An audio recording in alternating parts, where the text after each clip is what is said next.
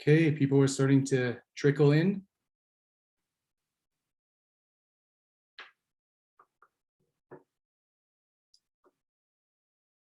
Hi, everyone. Just taking a few minutes here just to let people settle in and log into the webinar, and we'll be starting in 2 or 3 minutes.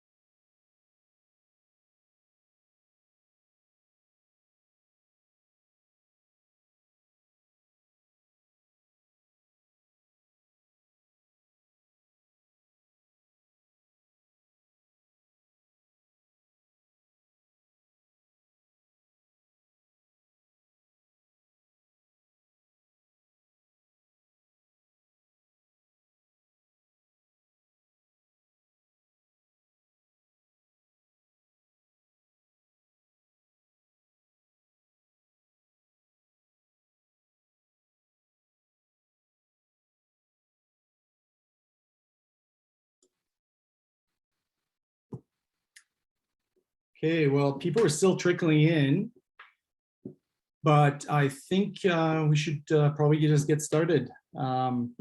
Welcome, everyone.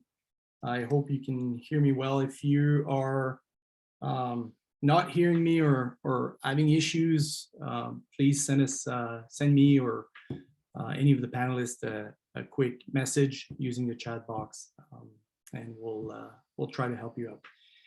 But yeah, thanks for joining us, and welcome to Whitehorse Moves.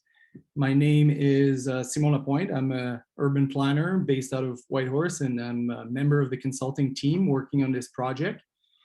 I am the host today, and we'll start by going over a few housekeeping items. But before we do that, the City of Whitehorse and all of us here today would like to acknowledge that this project is located within the City of Whitehorse, which is proudly located within the traditional territories of the Kwanlin First Nation and Tankochin Council, whose land, culture, histories, and languages have guided development over many years now, and more importantly, will continue to guide and influence how we move around our beautiful city for many, many more years to come.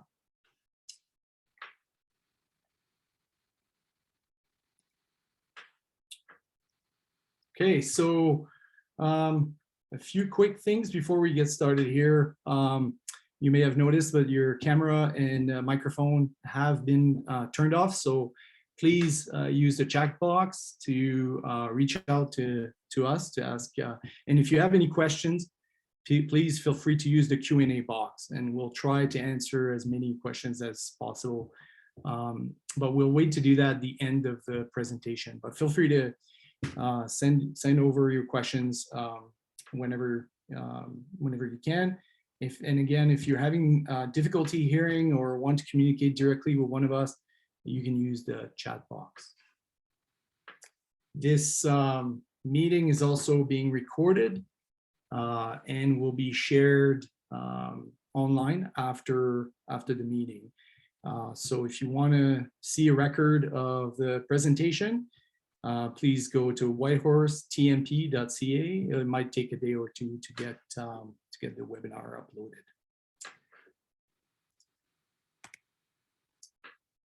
So, whoops, sorry about that. Today's webinar is the first installment of the Whitehorse Transportation Master Plan webinar series. We're going to begin with some introductions. Then we've got a couple of very exciting polls and quizzes for you to explore how we move around Whitehorse as a community. And then our transportation engineering team is going to talk about the transportation master planning project. They're going to provide a brief overview of the project, talk about some of the challenges, opportunities, touch on things that are working and things that are not working so well. And then we're going to talk about future events and how you can help shape the future of our multimodal transportation system. And then we'll wrap things up with a Q&A. So here are the key members of the planning team, and for the introduction of the members from the City of Whitehorse, I'll pass the mic on to Stefan. Stefan, do you want to introduce yourself and your team? Thanks, Simon. Yeah, I'll introduce our team. So, hi, my name is Stefan Bear. I'm a transportation engineer here at the city, and I'm joined here by other city members. Taylor Eschpeter, the manager of engineering services, is on the line, and so is Sabine Schweiger. She's an environmental coordinator with the city. So that's the city's team.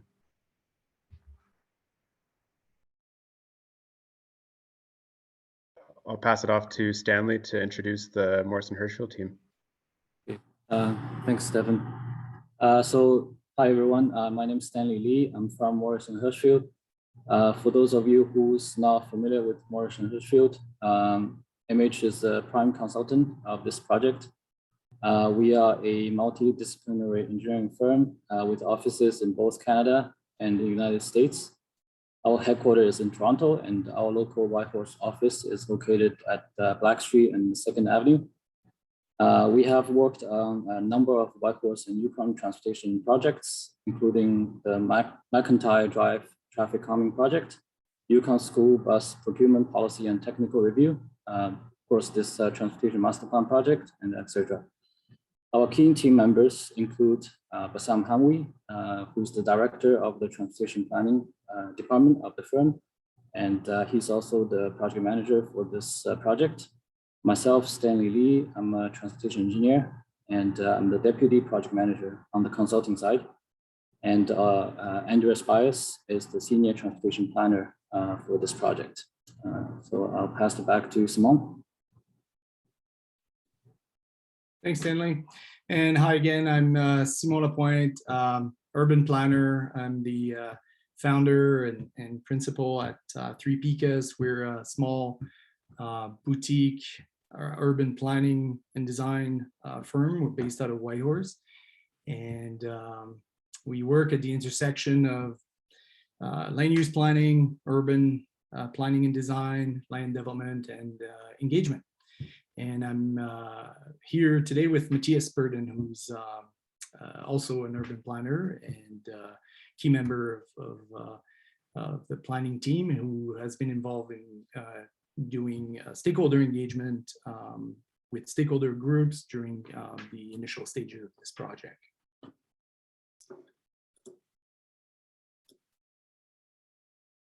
Okay. Matthias, you want to get us started with this little poll? We thought that for the purpose of this webinar, before really getting into the weed, we would poll the audience to find out how do you travel in Whitehorse today, recognizing that not everyone works or travels to go to work. So if that's your case, if that's your situation, please just tell us how you travel and on a typical day, and then we'll look at some results.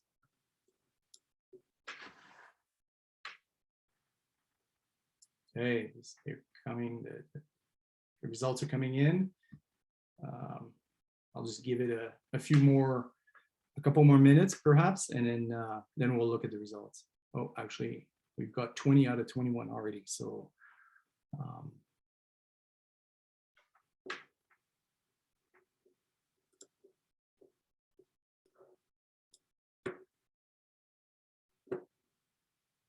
okay. We'll share some of the results. Can everybody see the results here? Yeah, good. So Stanley, do you want to, are you still here? Yeah, I'm still here. All right. There's a comment that there's a background noise when I talk. Is it better now? Sounds good to me. Okay. Much better. Awesome. Okay, Stanley, do you want to talk about these results in light of the next slide? Yeah, we're Maybe seeing a large number of people are taking the automobile as a driver. And I'm glad to see many people are taking cycling and e-bikes as well. Walking, it's about, it's 4 people out of 20. Automobile as a passenger is 2 people out of 20. So it's sort of matching the result showing on the screen. That's Whitehorse wide mode share as of today. Oh, by the way, this is the 2016 numbers. We don't have the 2021 number yet because these Stats Canada data is not available yet. So based on the 2016 data, there are 79% of the people in Whitehorse actually travel to work as a driver,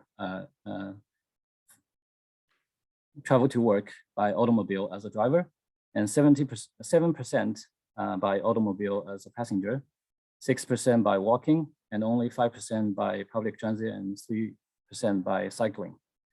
So compared to other cities in Canada, we have relatively higher percentage of work trips conducted by single occupancy vehicles and less percentage conducted by active modes of transportation. So we also, on the right side of the slide, we also set some mode share targets in the TDM plan, which is the Transportation Demand Management Plan in 2014. And we can see that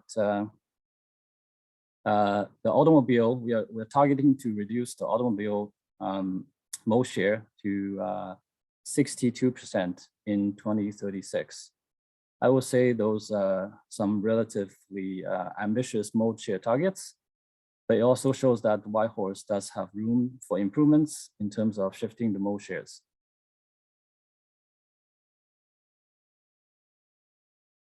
I think we can go to the next slide for the quiz.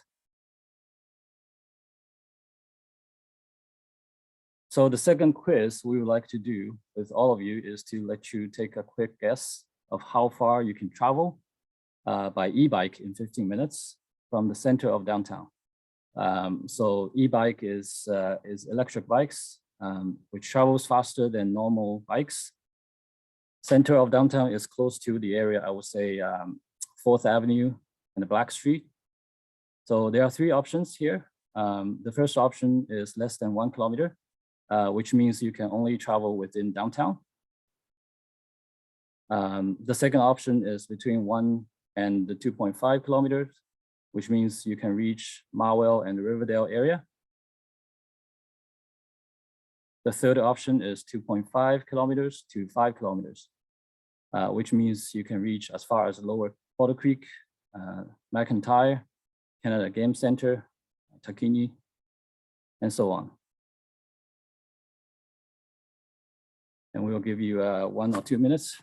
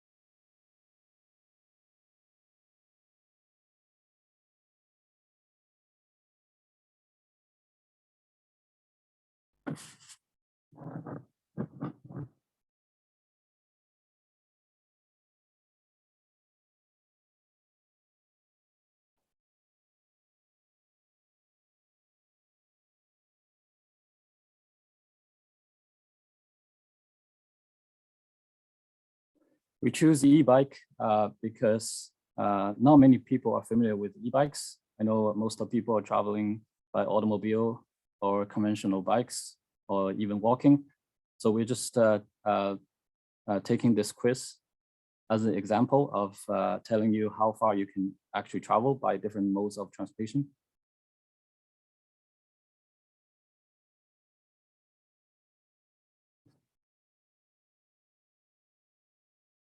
Yes, the quiz is launched.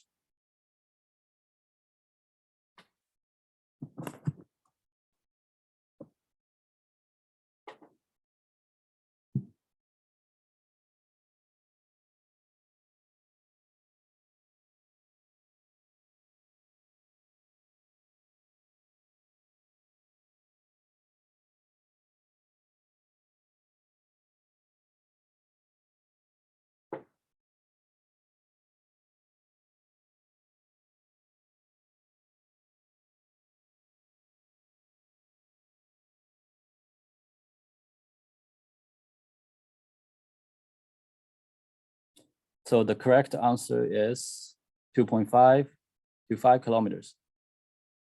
I'm not sure if the result will surprise some of you that actually e-bikes can travel farther than you think within 15 minutes. Oh, there's still people saying that they cannot see the quiz.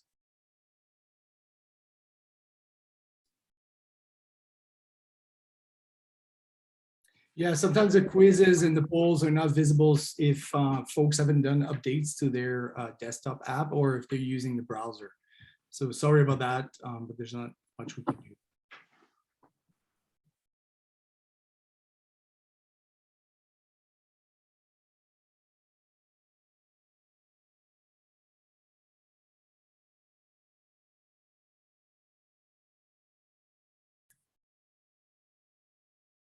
Okay.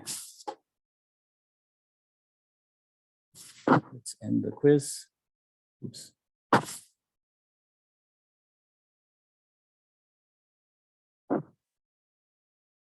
Okay, the intention of this slide is to raise awareness of how far Whitehorse residents can travel within 15 minutes using different modes of transportation. So this map is showing that the starting point is from the center of downtown, which where the pin is located, the red pin is located. Within 15 minutes, you are able to cover the whole downtown by walking, which is the area, the reddish area in downtown.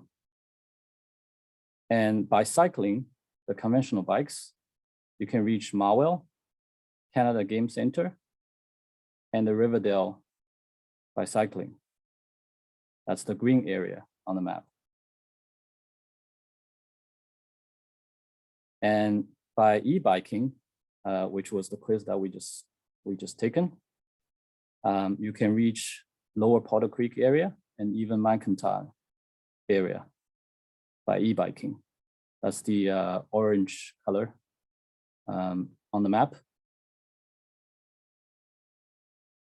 And you can reach Whistle Bend, Potter Creek, Popper Ridge by public transit.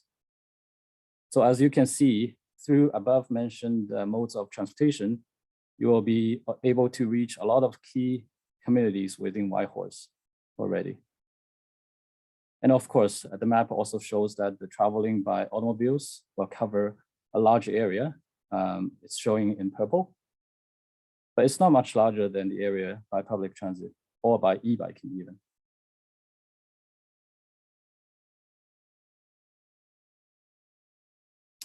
I think we can go to the next slide, please. So this slide, this is the last slide of how we travel section. We like to share some of the key facts of the existing roadway system regarding road safety. Due to limited data available for Whitehorse, we are showing some of the key facts for Yukon territory on the right side of the slide. So every 1.5 days, 1.5 days, one person is injured on Yukon roads. Every 1 month, crashes cost $1 million. Every 3 months, one person is killed on Yukon roads. And every year, the total number of collisions and injuring collisions continue to go up in the past 5 to 10 years. Now, I would like you to move your attention to the right side, to the left side. So the collision heat map on the left side shows some of the collision hotspots within downtown area and the west side of the city, including 2nd Avenue, 4th Avenue, Main Street, 2 Mile Hill Road, Alaska Highway, and Hamilton Boulevard. So the red color means 15 to 20 collisions per year. Orange color means 10 to 15 collisions per year. Yellow means 5 to 10 per year. Green is 1 to 5, and blue is 1 or less. And the data is based on the collision data from 2015 to 2019.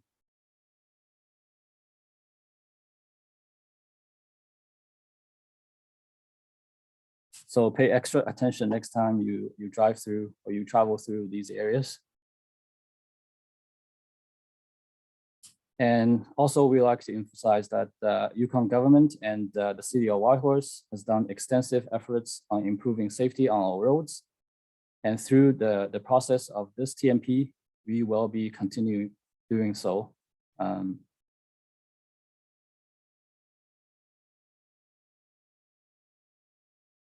Next slide.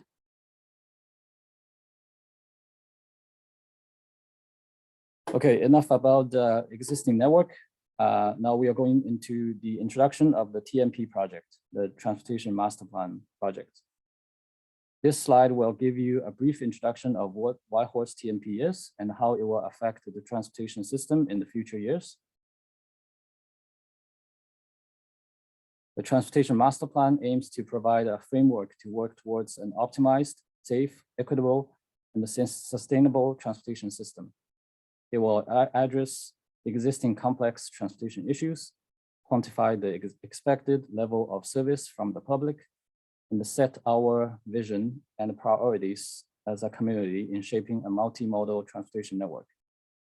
The Transportation Master Plan will provide a high-level direction and objectives for transportation over the long term, which is 20 years, as well as provide key directions to specific transportation issues over the short term to medium term, which is 5 to 10 years.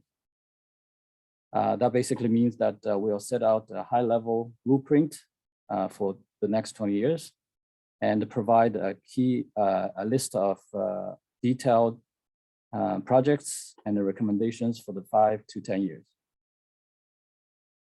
And also, we like to emphasize that the city, through the process of the project, the city is committed to equity, diversity, and the inclusion, and your input is critical to the success of this plan. And next slide, please. So this slide talks about the Whitehorse TMP study process. There are 2 main streams of the TMP project. One is the technical stream, and the one is the engagement and consultation stream.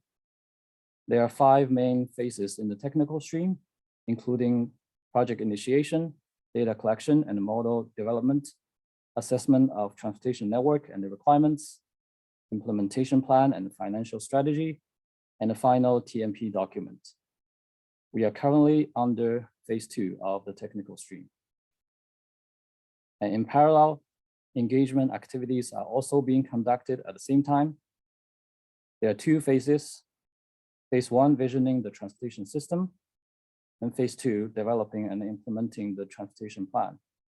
We are currently in phase 1 of the engagement and consultation stream. Next slide, please.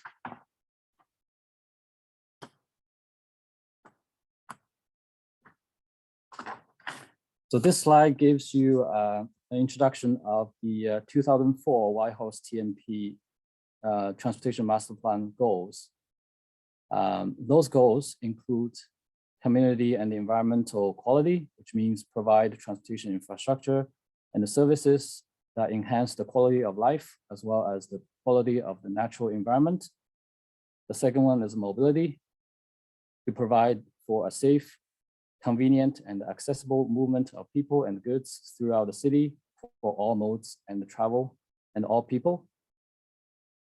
The third one is transportation planning, to provide transportation infrastructure and the services that support long-term plans and are consistent with current guidelines and standards. The fourth one is the sustainability and affordability, to provide transportation infrastructure and the services in a manner that is efficient and cost-effective, making the best use of available resources. So those four goals are from 2004 Transportation Master Plan. Those goals worked well for the Whitehorse transportation system in the past 15 to 20 years. However, it also needs to be updated based on the engagement and the technical analysis results in order to better fit today's transportation system and the ones in the future. So the preliminary values we would like to take into account in this study include accessibility, efficiency, equity, safety, and the sustainability. Through the engagement process, we are looking forward to everybody's input to fill the gaps on these values and refine the goals for the transportation system for the next 20 years. Next slide, please.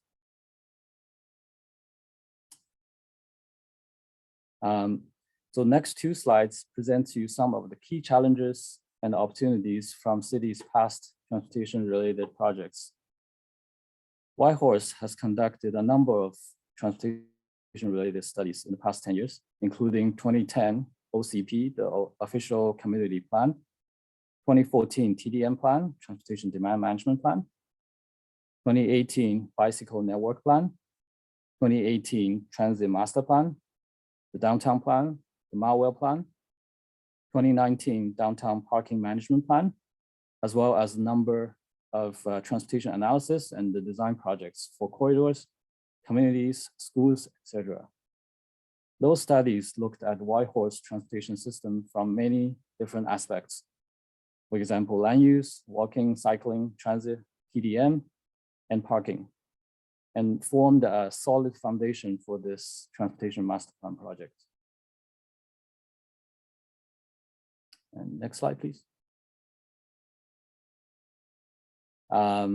So the key challenges and opportunities based on previous studies have been summarized on this map. Those items demonstrate a widespread challenges and opportunities in terms of different travel modes throughout the city. Now I know the font is very small, so the intention is not to look at every item today, but we can quickly go through a few interesting ones. For example, waterfront trail widening, cycling network improvements close to the river crossing, improvements on school bus system and transit integration, new transit hub in downtown, third pedestrian bridge across Yukon River, Second Avenue improvements, traffic from the new Whistle Bend community, Alaska Highway expansion, and so on. Those key challenges and opportunities will be revisited during the course of the TMP study and will serve as the base for the TMP study. Now, the list is not comprehensive, and again, we would like to learn from you about more updated challenges and opportunities of today's transportation network.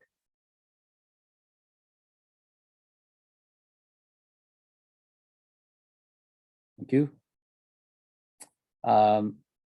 The last slide of the technical presentation talks about some of the key focus areas of the TMP project. It helps you, hopefully it helps you to further understand what will be included in this TMP study. For example, the project is committed to equity, diversity, inclusion, and accessibility. The project will review sustainability and will look at active modes of transportation, including walking, cycling, and transit. And transportation modeling, we are putting together a macro simulation transportation demand forecasting model to project the traffic patterns for the whole city in the next 20 years. New mobility, we will look at the emerging transportation technologies and the implementation and how cities should plan for integration. Data collection program. Network improvements, including road network updates based on analysis and the modeling exercise. And of course, what we are doing now, public stakeholder and the First Nation engagement and consultation. Again, your input is critical to this study. Develop and update the road safety program and review traffic controls and traffic signals, identify issues and recommendations, review traffic calming policies and evaluate key locations. And lastly, develop implementation and funding strategy. Of course, the figure does not cover every aspect, but those are the key ones that the project is going to look at. This is it for the technical presentation today. And now I'd like to pass the presentation back to Simon to introduce some of the ways that you can participate in engagement and consultation activities. Awesome, thanks, Stanley. Actually, I'm going to ask Stefan to speak to this slide, if that's okay. Stefan, would you like to go over it for us? Thanks, Simon, and thanks, Stanley, for the presentation. Thanks, everyone, for participating in the technical part of the presentation. Just wanted to give you an overview of the ways to participate in this project. And so this webinar really it's the launch. It's an introduction to the project and to give the city a taste of like, what is this project and where is this heading? And it's really to introduce and to learn from you what your issues and priorities are for the transportation network. So some ways to engage and participate. If you haven't already, check out the Whitehorse Transportation Master Plan Engagement Hub. That's our website where we host all of our communications. We have a survey there.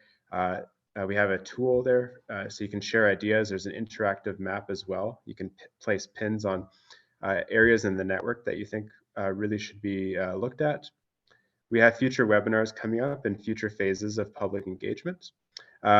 And most importantly, we do have a public open house that is going to be next week, December 7th at Northlight Innovation Center or UConstruct. The public open house will be open from 11:30 a.m. until 7:30 p.m. and COVID measures are in place for that. And go to whitehorsetmp.ca to register for the public open house. I'll be there. Many of the panelists on this call will be there, and we look forward to seeing you there. That's it. I'll pass it back to Simon. Awesome. Thanks, Stefan. We've got some awesome questions, lots of great questions and lots of great comments. Matthias, do you want to?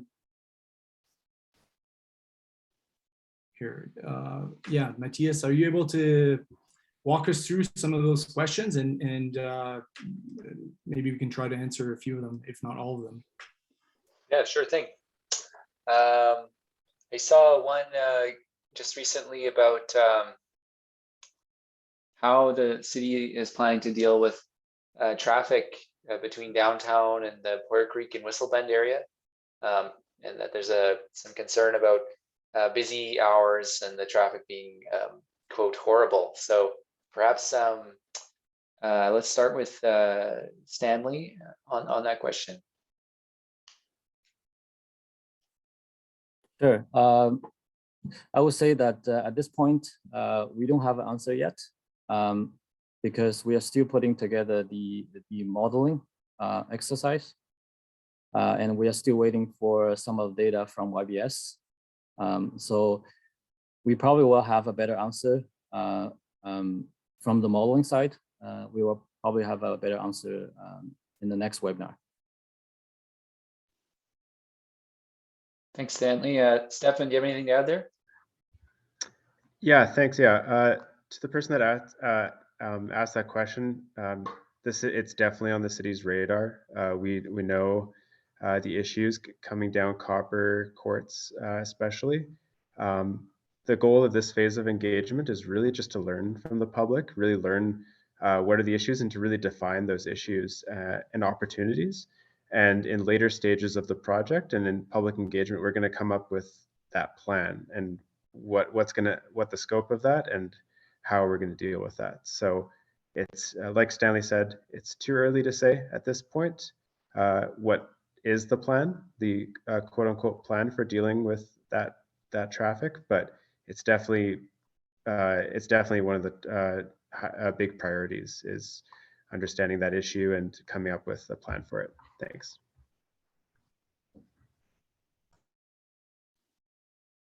Great, thanks.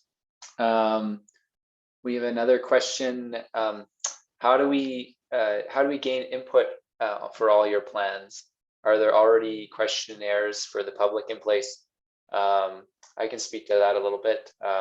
There is a survey on the project website, so whitehorsetmp.ca, and other areas that Stefan was talking about where you can provide input. There's an interactive map and a Q&A section there.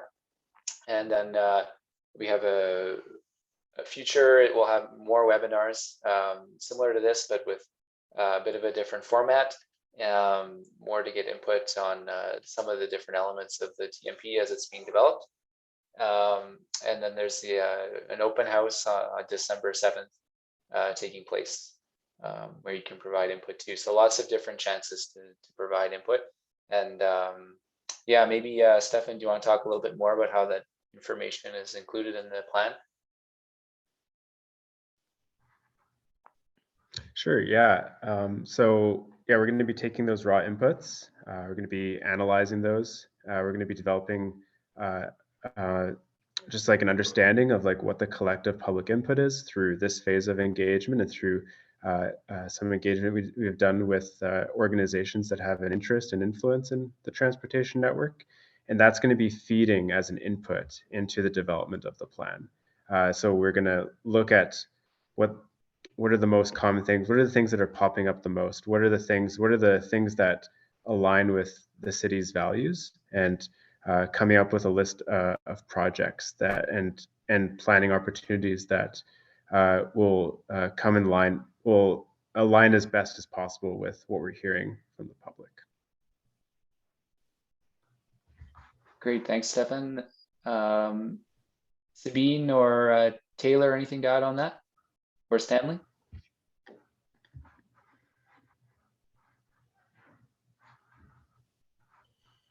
Okay.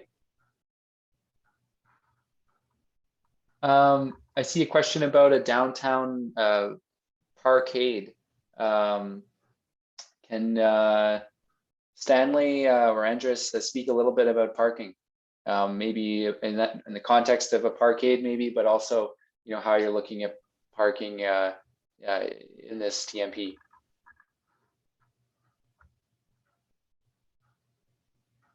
Sorry, what was the question again?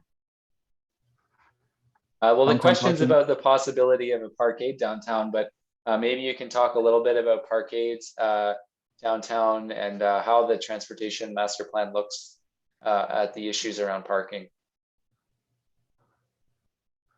Yeah, there is a 2019 downtown parking study 2 years ago, and many of the results still stands and the recommendations as well.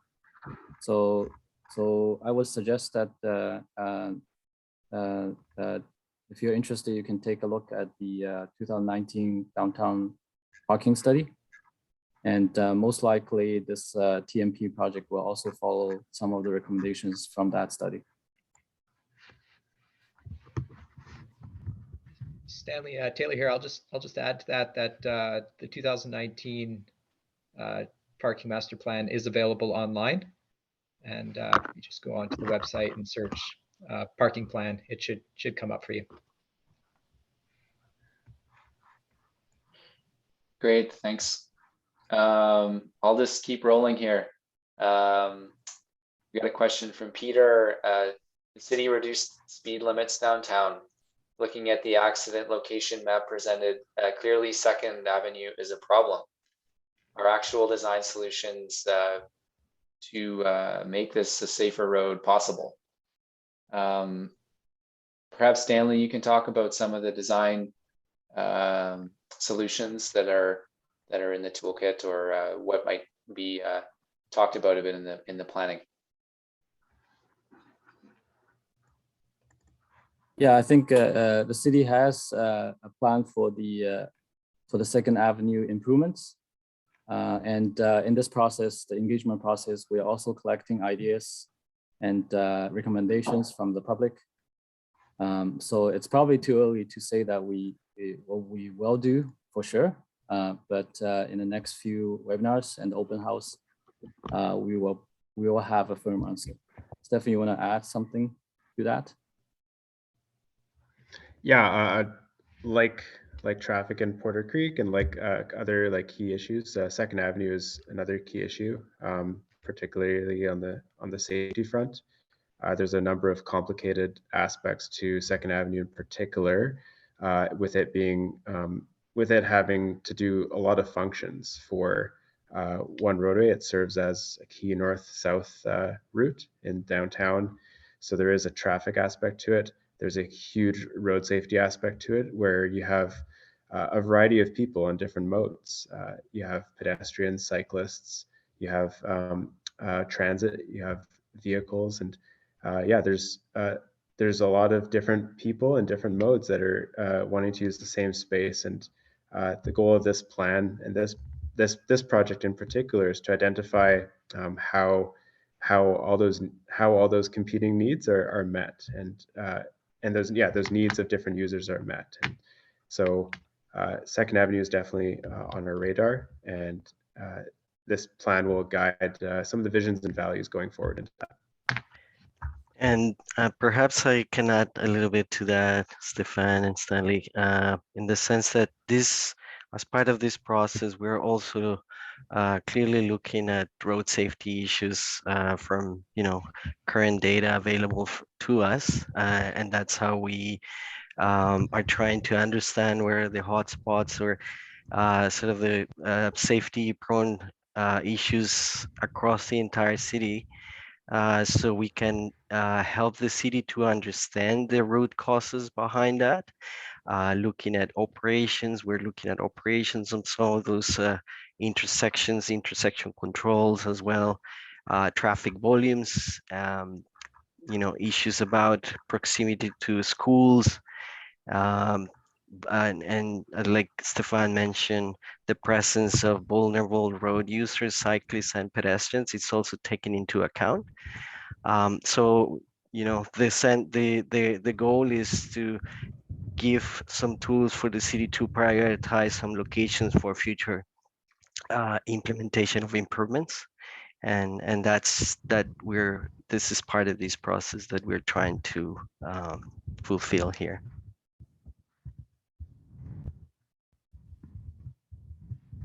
Great, thanks.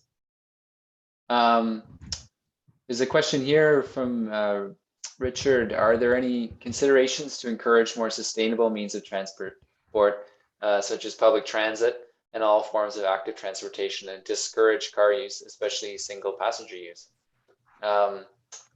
Yeah, so talking about encouraging public transit and active modes and discouraging car use. Perhaps we'll start with Stanley. Yeah, sure.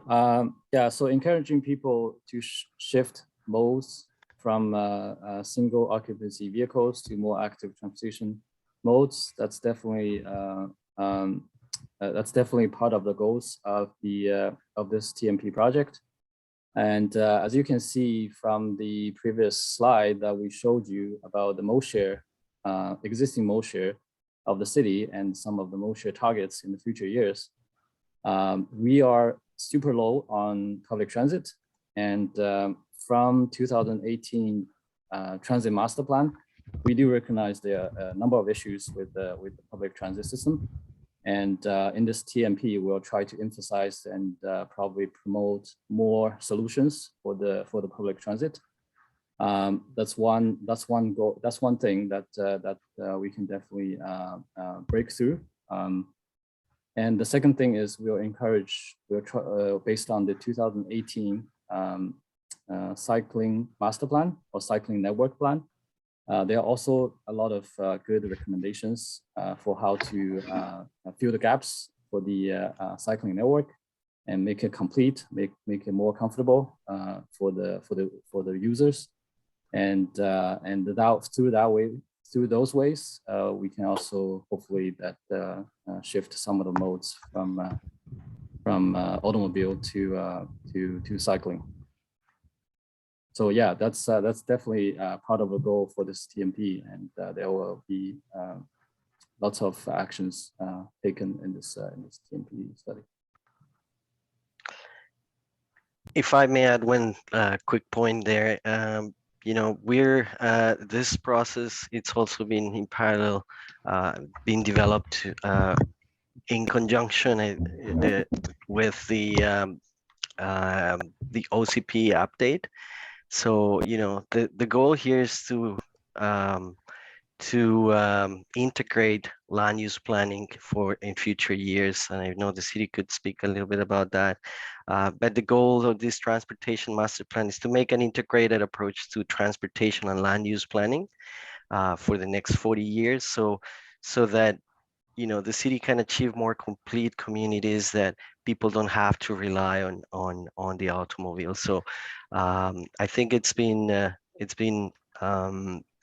pretty successful so far as integrating our both approaches, and hopefully with the goal to create complete communities that can also support active transportation, and like Stanley mentioned, you know, emphasize all the plans that already the city have identified in previous studies and gaps to fill in, but in an integrated approach between transportation and land use.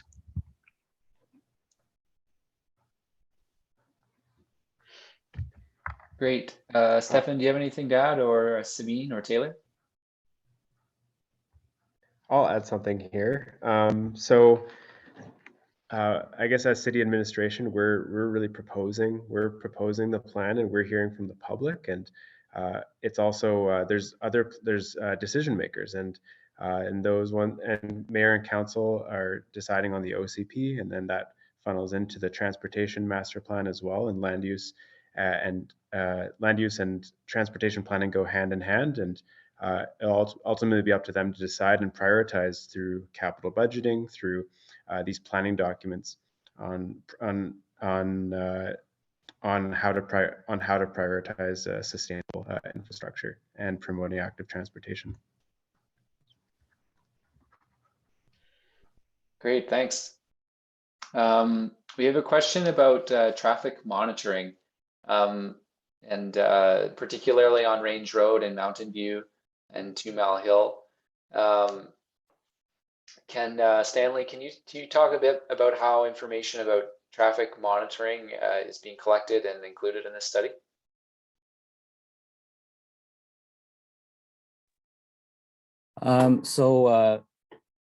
For this study, the traffic counts are based on the traffic counts from previous 5 years, and we are also doing a traffic data collection program within the study, but that part of the study hasn't started yet. But there will be a traffic data collection program ready to use after this, at the end of this TMP study. And I'm sure some of the key locations will be included.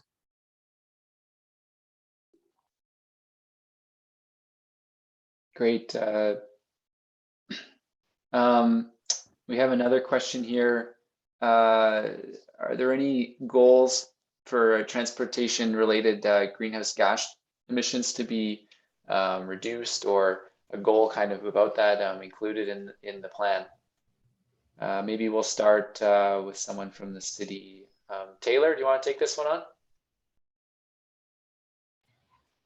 Sure, you bet. Yeah, I'd say that goes hand in hand with our mode share targets, and that's going to be a direct result of improving our mode share is reducing our greenhouse gases. Probably not going to go as far as calculating those, but that will be a benefit for sure.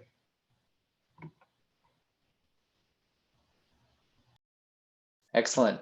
So we have about 9 minutes left, so I'm going to keep cruising through these questions. They're really great questions, and yeah, really thanks a lot for putting them in the Q&A here. We have a question about the Yukon Women's Coalition is deeply concerned by the issues of violence in Whitehorse taxis. Your project has identified equitable access to safe transportation. How do you plan on ensuring that this issue is included in the transportation management plan or a master plan? Matthias, do you mind if I speak to this one? Yeah, that'd be great. Yeah, so thanks to the person that asked that question. I will caveat that a lot of this project is more geared towards fixed infrastructure, static infrastructure. So roads, sidewalks, bike lanes, traffic signals, roundabouts. It's more heavily geared towards that. We are obviously aware of the situation with Whitehorse taxis, but the scope of this project isn't directly relating to that. We do know that mayor and council and administration, particularly bylaw services, has been looking into that issue.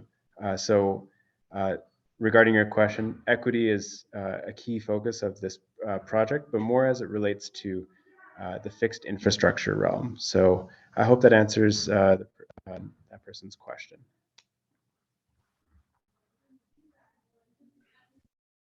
Great. I have a question here from that I noticed traffic calming was part of the TMP, and this is great to see. Would you consider building road infrastructure that is by default designed to calm traffic instead of building roads that are prone to speeding and trying to find ways of calming traffic afterwards? We've talked about this a little bit already, but maybe what I think this is talking about the tools that are there to slow down traffic. Taylor, do you want to take that on?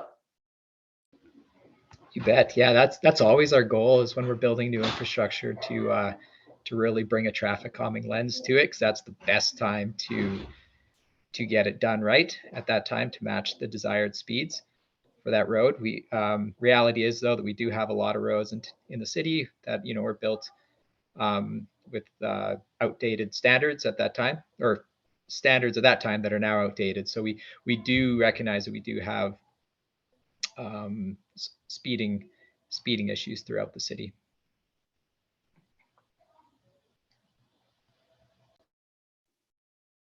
There's a question here about the background documents and the data about the accident rates.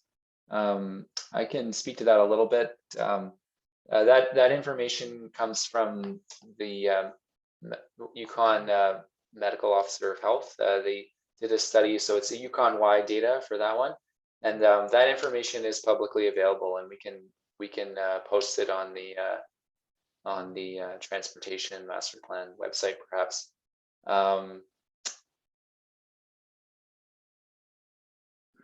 Just looking at a few more questions here. Oh, there's a question about the seasonality of transportation. So the feasibility and choice of transportation is highly seasonal. Are you modeling at least 2 seasons? Stanley, do you want to talk to that a bit? Yeah, actually, we are modeling the peak season, which is the summertime, because we want the transportation system that works for the peak season. So the quick answer is, yeah, we are only modeling 1 season. But we do recognize that some of the modes are shifting to automobiles in the winter time, and more on cycling in the summertime.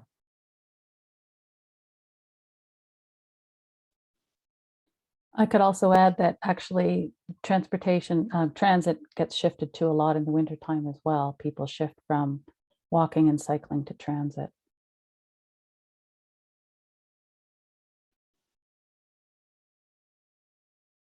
Great. Anything else to add on the difference between winter and summer and how the plan will look at that?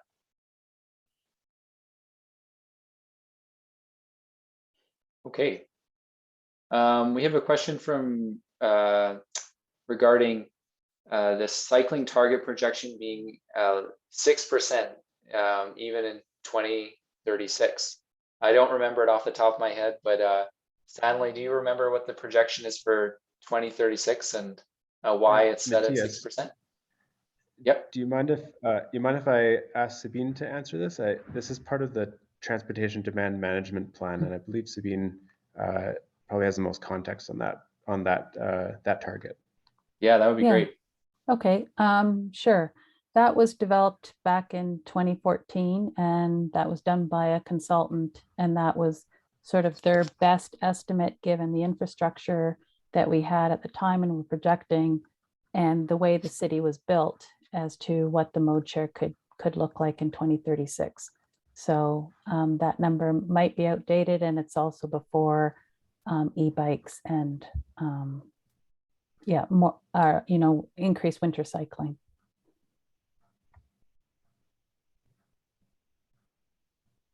Great. I'm just scrolling down here, seeing if I can find ones we haven't gone over already. Yeah, maybe one last one. Yeah. Oh, the timeline for implementation of the plan. Stefan, do you want to talk a little bit about how the plan will be implemented once it's finished? Yeah, so once the plan is finished, the goal of the plan is to provide a list of improvements as the city grows, as the city develops, for 3 horizons. We're looking at kind of the short-term horizon, like things that need to be acted on very, very soon. Things that would be in sort of the 5 to 10 year range. So that would be like the medium-term horizon. And then things in the long-term horizon. That's in the 10 to 20 year horizon. And so we want to develop a list of improvements so we can provide the right improvement at the right time is the goal. And so this looks 20 years out. What's the city going to look like, and how are we going to move, and how are we going to provide the right improvements at the right time to meet the needs of the city as it grows, and to ensure that the city moves towards the values and the goals that are outlined in this in the plan.